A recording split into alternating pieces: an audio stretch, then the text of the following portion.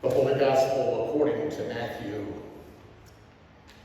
Glory To you, O Lord. Jesus spoke to the crowd, saying, "To what will I compare this generation? It is like children sitting in the marketplace and calling to one another.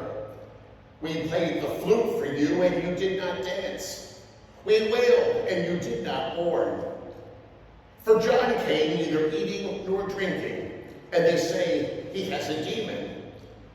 The Son of Man came eating and drinking, and they say, look, a glutton and a drunkard, a friend of tax collectors and sinners. Yet wisdom is vindicated by her deeds." At that time, Jesus said, "I thank you, Father, Lord of heaven and earth, because you have hidden these things from the wise and the intelligent, and have revealed them to infants. Yes, Father, for such was your gracious will. All things have been handed over to me by my Father, and no one knows the Son except the Father, and no one knows the Father except the Son, and anyone to whom the Son chooses to reveal him. Come to me, all you that are weary and are carrying heavy burdens, and I will give you rest. Take my yoke upon you and learn from me, for I am gentle and humble in heart, and you will find rest for your souls. For my yoke is easy and my burden is light." The Gospel of the Lord. Praise to you, O Christ. Grace, mercy, and peace from God our Father and our Lord and our Savior, Jesus the Christ. As we've entered this time of pandemic, I learned what it means to go to meetings via Zoom. And Tuesday seems to be meeting day. The Bay pastors decided that we would gather every Tuesday morning at 10 o'clock to check in with each other during this time. And then the West Branch Kiwanis Club meets by Zoom on Tuesday at noon. And then at 1 o'clock Tuesday afternoon, I got involved in a discussion group concerning racial justice and white supremacy that was being led by an assistant to the bishop, Roseanne Anderson. And this started before any of the recent racial tensions. It was based on a workshop that Roseanne went to for 3 days in January, and she wanted to present that for the synod.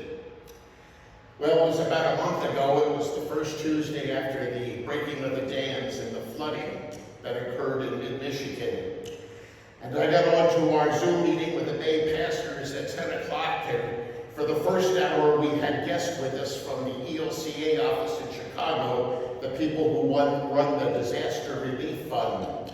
And we were talking about all of the terrible situations in Edenville and Sanford and Midland and Gladwin and Talbot and Albray.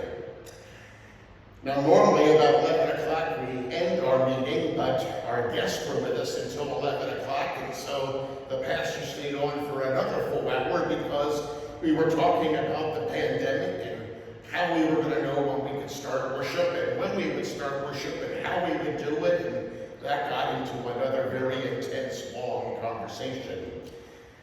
The meeting ended just a couple of minutes before noon, and I went to my Kiwanis Club meeting on Zoom. And as soon as that was over, it was time to get involved in that racial justice seminar. But now, since we started that seminar, George Floyd had been killed in Minneapolis, and that workshop was taking on a whole new tone and was much more serious in nature. We usually go to about 2:30. That Tuesday we went until about 3:15. And finally, when that was over, I went out to the living room. I got at my lounge chair, I sat down, and I thought to myself, you were totally exhausted. And all that you did all day was sit on your rear end in front of the computer screen. But with all the talk about the floods, and then all the talk about the pandemic, and then all the talk about racial justice, I was just emotionally whipped. And as I sat in that lounge chair and was reflecting upon the day, a passage of scripture came to my mind, and it happens to be part of the teaching that Jesus gives in our gospel reading for this evening. Come to me, all you that are weary and are carrying heavy burdens, and I will give you rest. Come to me if you're weary, if you're carrying heavy burdens, and I will give you rest. The good news is that when life is not all that wonderful, we have one who knows and understands what human life is all about. Because Jesus took on human flesh, he shared all of our human events and activities. He shared all of our human emotions. He knows what it is to be wearied and tired and frustrated and worn out. And Jesus promises that we can come to him and find rest. With the economic crisis going on, with the rather unsocial political climate that we are in this election year for a president, there were just one thing after another building up. But Jesus says we can come for rest. The promise of a Christian lifestyle is not that life will be trouble-free or easy, but that when there are difficulties, we don't face them alone. Jesus goes with us each step of the way. And that Tuesday afternoon, I found those words very comforting. And I think that at times such as this, all of us can find those words comforting as well. Now, this also happens to be the 4th of July weekend. And so those of us who live in this nation are celebrating our freedoms. And we certainly enjoy the great freedoms we have in this nation. But sometimes we have to be careful, because sometimes for some of us in our very individualistic world, we think that freedom means that we can do whatever we darn want to do anytime we want to do it, in any way we want to do it. And of course we know that that's not true. There are some limits to our freedom. It's long been accepted that we do not have the freedom to go into a crowded theater and yell fire when there is no fire, but just because we want to watch the pandemonium that ensues. We have freedoms, but those freedoms are limited. Christians also have great freedoms. Martin Luther would say that through the death and resurrection of our Lord Jesus Christ, we are free from sin, death, and the devil. And that gives us freedom to follow as God's servants. And Jesus seems to remind us in this same teaching that even though we are free, there are some limits. For right after he invites us who are weary and carrying heavy burdens to come for him for rest, he goes on to say, "Take my yoke upon you and learn from me. For I am gentle and humble in heart, and you will find rest for your souls. My yoke is easy and my burden is light." But think for a moment what a yoke is. We're not very familiar with yokes today, but back in biblical times, a yoke was a wooden structure that tied together several work animals so that they could do greater work. I learned in my reading this week that an ox in biblical times was able to pull a weight equal to its own weight. But if you took two oxen and yoked them together, they then together could pull a weight 2 times the weight of the two animals put together. And so there was great efficiency in that yoke. But that yoke took away the individual freedoms of each animal and forced those animals to work together. I think Jesus is reminding us that when we are his disciples, when he calls us in baptism, we are to be yoked to him. And yes, we are free from sin, death, and the devil, and we have great freedoms. But we're not free to do anything we want to do anytime we want to do it.